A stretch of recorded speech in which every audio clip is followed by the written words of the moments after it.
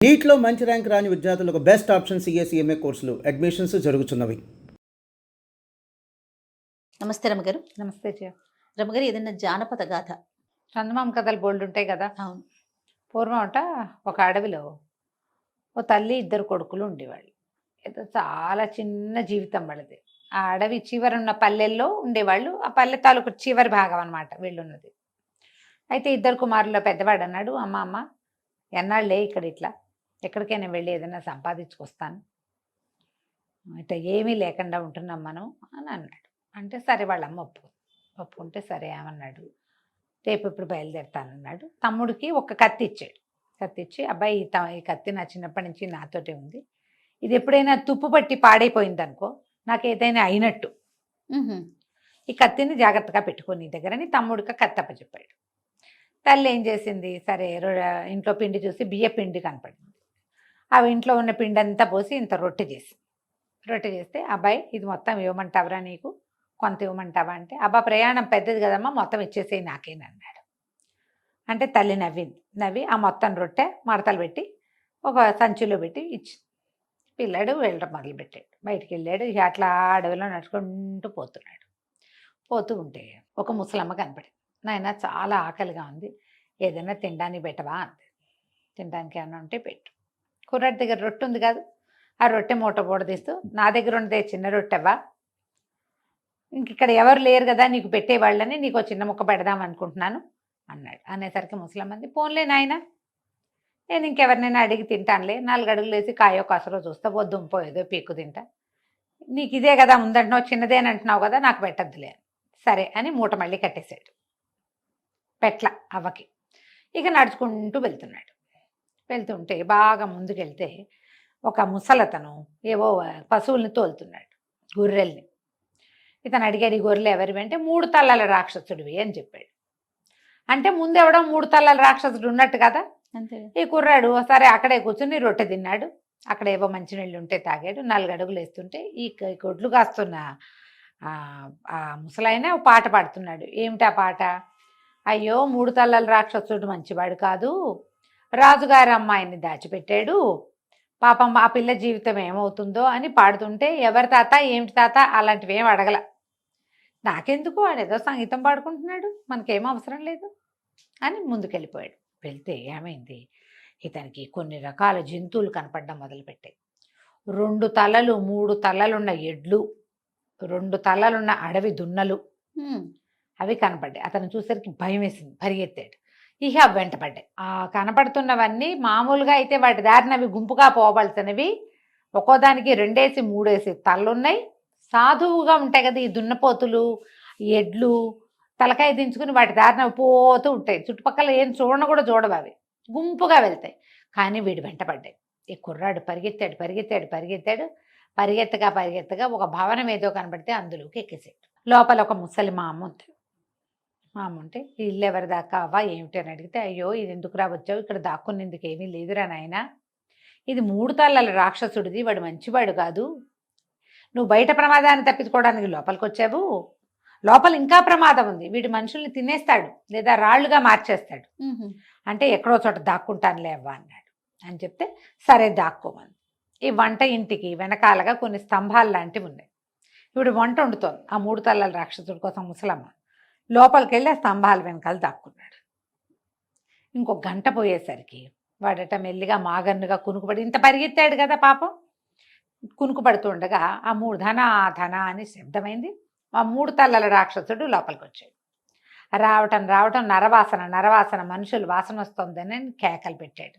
ముసలమ్మ ఎవరు రాలేదని చెప్పింది కానీ వాడు ఊరుకోలే. వాడు అన్ని సందులు గొంతులు తపేళాలు గిన్నెలు పక్కకు జరిపేసి ఆ సందులో ఈ సందులో అన్నీ వెతికేసి ఈ స్తంభాన వెనకాల కునుకుతున్నటువంటి కుర్రాన్ని పట్టుకుని జుట్టు పుచ్చుకుని ఈడ్చుకొచ్చేసాడు బయటికి.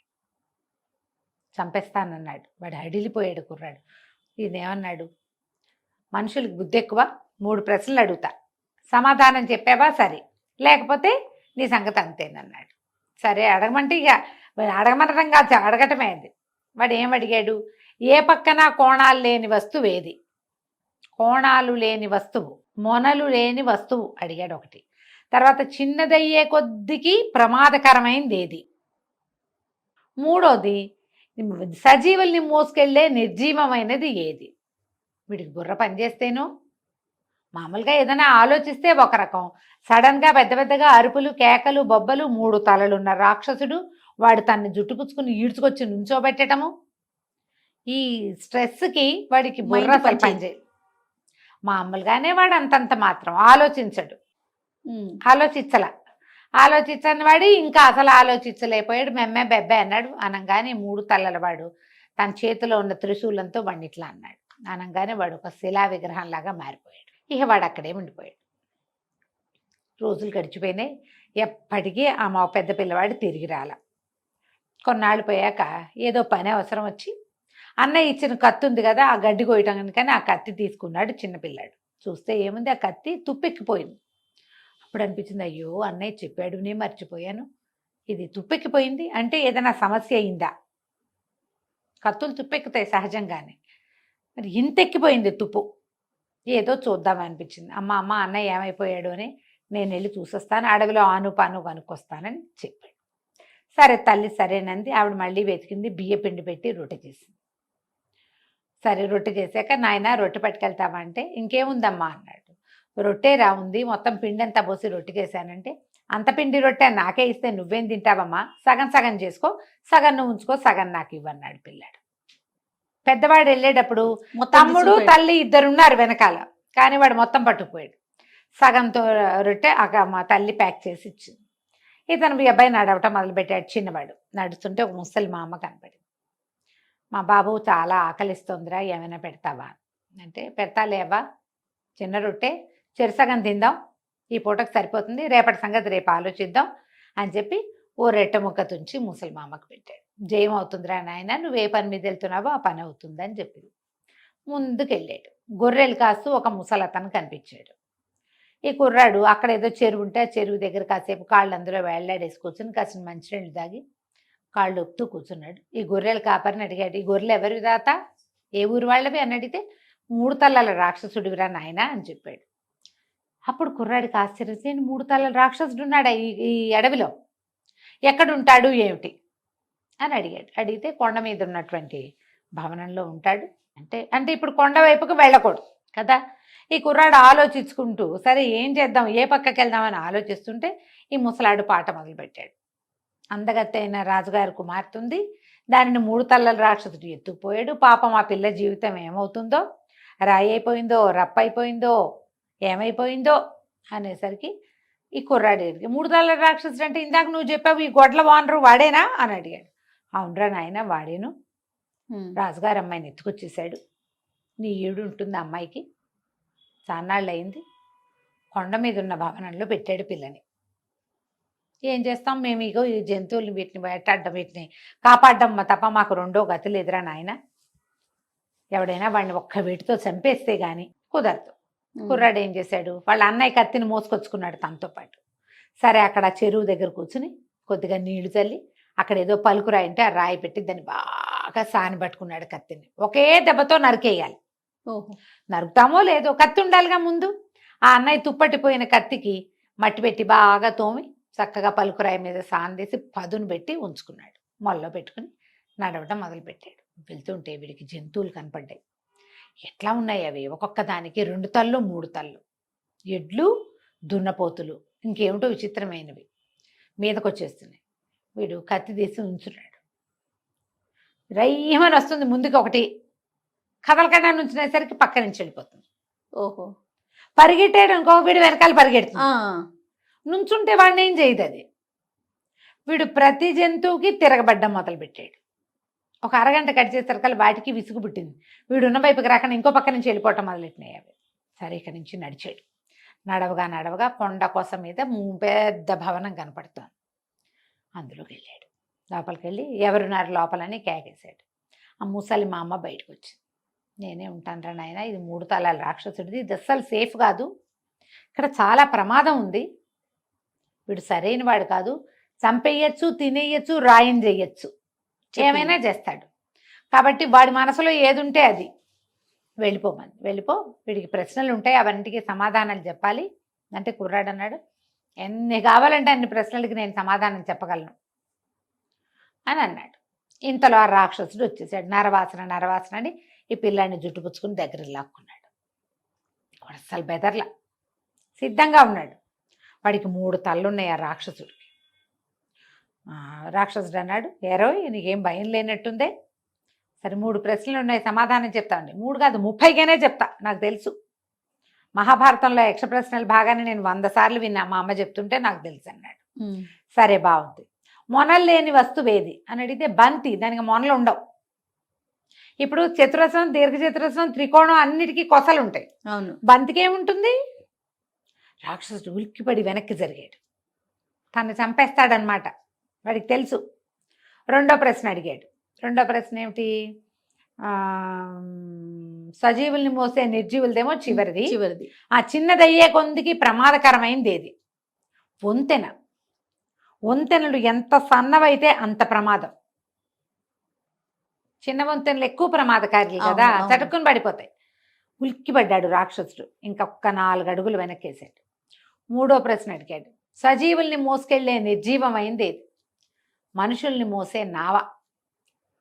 నదిలో నావ ఉంటుందే, అది మోసుకుపోతుంది, జీవం కాదు, అది బతికుండదు కదా, కానీ సజీవుల్ని అదే మోస్తుంది. ఉలిక్కిపడి బాగా వెనక్కి జరిగి అప్రతిభుడుగా అయిపోయాడు. అమ్మో వీడు ఎంత తెలివో అని. ఈ కుర్రాడు ఏం చేశాడు, ఎప్పుడైతే వాడు వెనక్కి వెళ్ళిపోతున్నాడో ఆ ముసలిదాని వైపు చూసేసరికి ముసలిది ఇట్లా ఇట్లా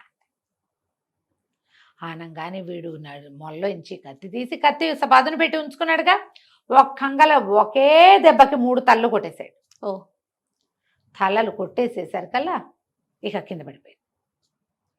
అప్పుడు ఈ ముసలమ్మంది, బోళ్ళంత ఉంది ఇక్కడ, నువ్వు చూడ్డానికి రాని, నేను తీసుకెళ్తాను.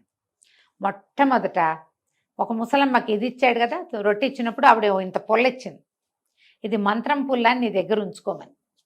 ఆ పుల్ల ఉంది వాడి దగ్గర. ఇంకో మొల్లో ఇట్లా దోపు పెట్టుకున్నాడు, ఏదైనా అడ్డం వస్తే తోలుకోవచ్చు కూడా. ఈ లోపలికి వెళ్తే ఓలెడన్ని గదులున్నాయి ఆ భవనంలో. ఎంత వజ్రాలు, వైడూర్యాలు, బంగారాలు ఎన్ని ఉన్నాయో, ఎన్ని రకాల ఆయుధాలు. చివరి గదిలో రాజకుమార్తె ఉంది. కొంతకాలం క్రితం అతను తెచ్చి రాజకుమార్తెని ఇక్కడ బంధించాడు. రాజకుమార్తెను విడిపించాడు. తీసుకొస్తుంటే వంట ఇంట్లో తినడానికి ఏమైనా తినేసి వెళ్దుగానే ఆ ముసలమ్మ ఏం చెప్పింది, వంట ఇంటి వైపుకి తీసుకెళ్ళింది. ఆ వంటింట్లో ఓ పక్కన శిలా స్వరూపంలో ఉన్నాడు వీళ్ళ అన్నయ్య. సరిగ్గా తనంత ఎత్తే తన మొహం లాగానే ఉంది ఆ శిల. వీడేం చేశాడు, తట్టింది, ఇదేదో ఇదని చెప్పి కబుక్కున పాత ఒక ముసలమ్మ ఇచ్చింది కదా ఓ ఇంత పుల్ల, ఆ పుల్లతోటి ఇట్లా అన్నాడు. అనగానే పుల్లేమో విరిగిపోయింది, అన్నయ్య ఏమో లేచి వచ్చాడు రాయిలోంచి బయటికి. ఓహో, కావలించుకున్నాడు. ఎట్ట వచ్చావురా తమ్ముడు, ఏమిటా అంటే, నువ్వు వచ్చిన దారినే వచ్చాను, నువ్వు వచ్చిన చోటుకే వచ్చా, అయితే నేను అన్నీ సరిగ్గా వినొచ్చాను, అందుకని అన్నీ సజావుగా జరిగినాయి, పద ఇంటికి వెళ్ళిపోదాం అన్నాడు. ఈ రాజకుమార్తెను వెంట పెట్టుకుని మోయగలిగినన్ని ధనపు రాసుల్ని మోసుకుని తెచ్చుకున్నారు. ఇంటికి వచ్చాక ఈ వచ్చే దారిలోనే ఇది చిన్న చిన్న ఊళ్ళు కొన్ని దాటి వచ్చారు వాళ్ళు. ఊళ్ళల్లో గ్రామాధికారులకి కబురు చేసి, ఇట్లా రాజకుమార్తెను మేము తీసుకొస్తున్నాం అంటే, ఏనాడో తీసుకుపోయాడు 3 తలల రాక్షసుడు. ఆ రాజుగారు ఎవరైతే ఆ పిల్లని విడిపిస్తారో వాడికి ఇచ్చి పెళ్లి చేస్తామని చెప్పారు.